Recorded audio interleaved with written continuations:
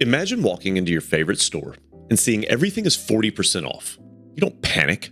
You call your friends. You grab a cart and you go buy stuff. But when the market puts great companies on sale for 40% off, people run for the exits. They sell, they panic. I don't. I treat a market crash exactly like a Black Friday sale. And today, I'm showing you exactly what I would do, including the specific budget moves I would use to find cash when everyone else is broke. I'm watching the headlines right now, and I see the word crash used everywhere. I see headlines and titles reading trillions wiped out in bold red letters. But when I look at my portfolio and I see those red numbers, I don't see a disaster. I see a clearance rack. In this video, I want to walk you through exactly what I'm going to be doing in the event of a major market downturn. I'm not here to tell you what to do with your money. I'm not a financial advisor, but I am an investor who has studied history, and I've developed a plan that I intend to follow if the sky actually decides to start falling. I'm going to show you why I'm actually excited when the market dips, how I plan ahead to gut my personal expenses to find every spare dollar to invest, and why I believe the biggest risk isn't the crash itself. It's the risk of doing nothing while a great sale happens right in front of me. Before I get into my specific buying plan, I have to ground myself in reality. When the market is dropping 2% or 3% a day, it's easy to feel like this time it's different. Your brain wants to tell you that the global economy is fundamentally broken and it's never coming back. So I look at the data. I look at the history of the S&P 500 over the last 100 years. I look at the Great Depression, the high inflation era of the 70s, the dot-com bubble, the 2008 financial crisis, and the 2020 pandemic. What do I see? I see a 100% recovery rate. Every single permanent financial disaster in history has turned out to be a temporary dip on a long-term upward trajectory. When I look at the charts of those events today, the crashes look like tiny blips. You can barely see them when it's zoomed out. For me, it's simple. If I believe that human ingenuity will continue, that companies will want to make ever-increasing profits, and that the world will simply keep turning, then a crash is simply just a time machine. It's giving me the chance to buy world-class assets at prices not seen for years. I'm essentially being gifted time. I remind myself that the market spends most of its time near all-time highs. Those periods are actually the expensive times to buy. If I only buy when things are green and everyone is happy, I'm paying a premium for the feeling of safety. Personally, I'd rather buy when that feeling is terrible, because that's when the price is the best. Now, here's where my plan gets aggressive.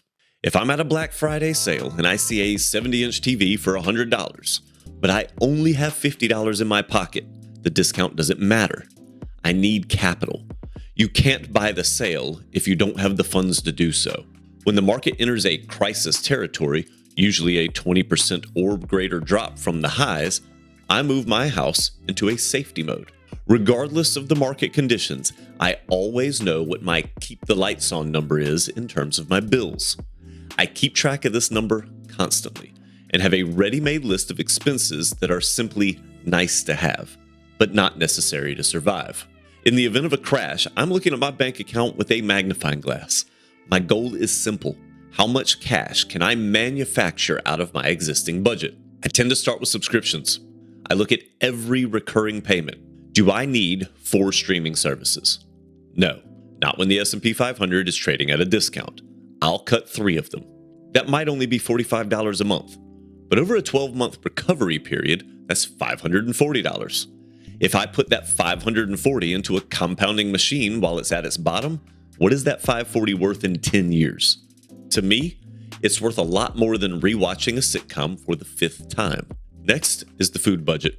For most people, if you really looked at your spending, you will likely find that you spend more on food than you originally thought, both from eating out as well as groceries. I know I was personally able to cut my grocery bill in half, literally in half, by simply planning out my weekly meals and just buying what was needed for that week.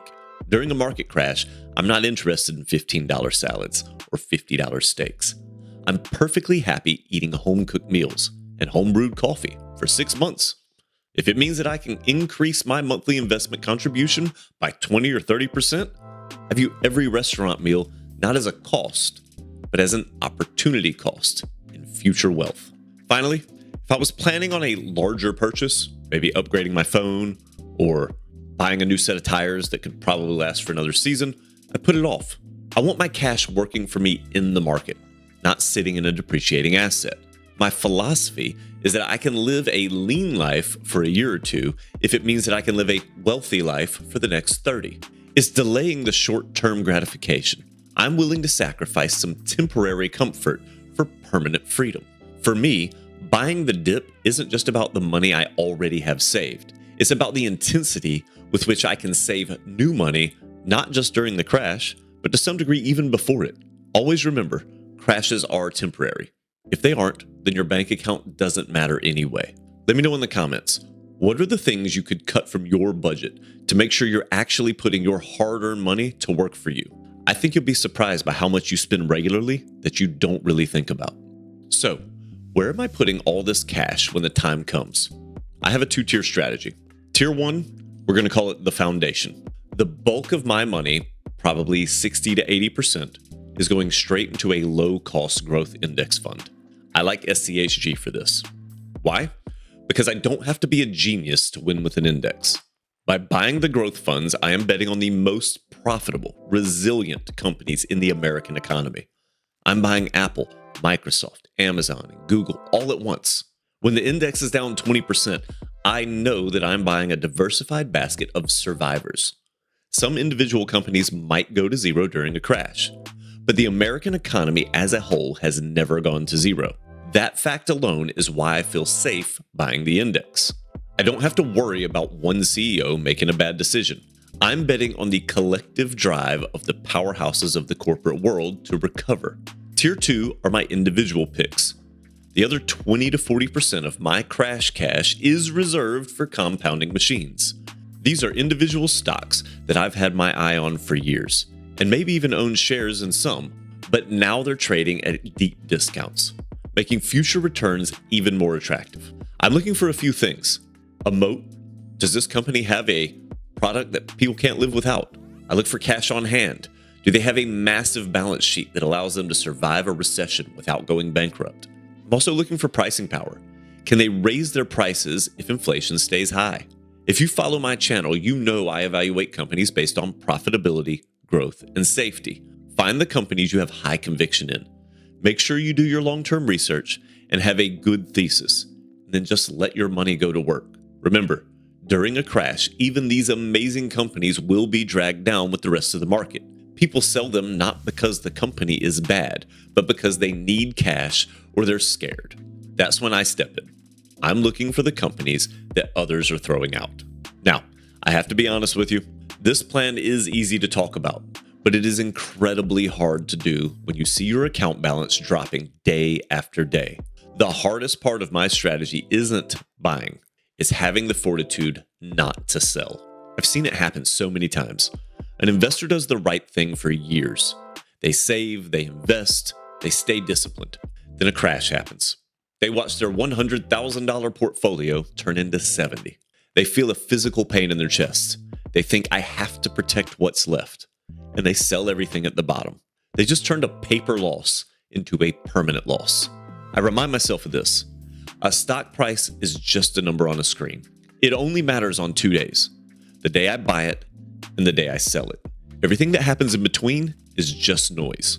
If I sell during a crash, I'm essentially saying that I believe the world is never going to recover. And if the world truly never recovers, my cash under the mattress probably isn't going to save me anyway. So I choose to bet on a recovery. I actually stop checking my portfolio during a crash. I set up my automatic buys. I execute my budget trimming. Then I go for a walk. I read a book. I stay away from the financial news cycles that are designed to keep me in a state of panic. My job during a crash isn't to be a genius trader. My job is to be a disciplined accumulator. I want to wrap this up by looking into the future. The market's been, let's just say, choppy for the last few months.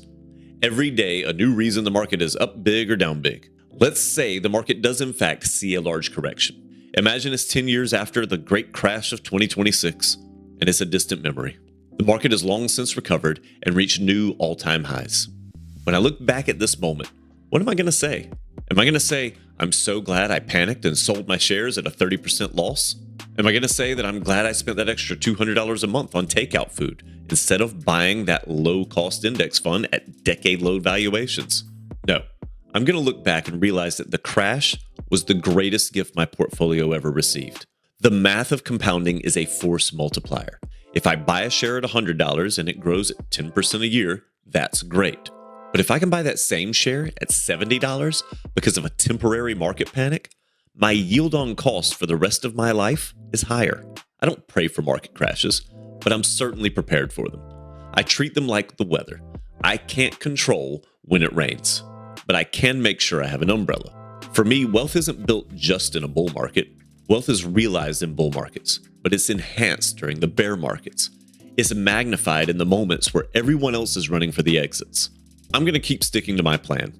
I'm going to keep my eye on my expenses. And if the market decides to give me the gift of a pullback, I'm going to buy the most productive assets on the planet while they're on sale. Because I know that history doesn't just repeat itself, it rhymes. And the rhythm of the stock market has always been crash, recovery, new highs. I'm betting on the recovery, I'm betting on the new highs, and I'm using any potential crash to make sure I'm in a much, much better situation financially when we inevitably get to the recovery. So that's the blueprint. Accept the volatility, watch your spending, and buy the fear. But knowing to buy is useless if you don't know what to buy. That's why you need to watch one of these other videos, probably on either side of me. I routinely break down the fair value of various stocks. I hope to see you there.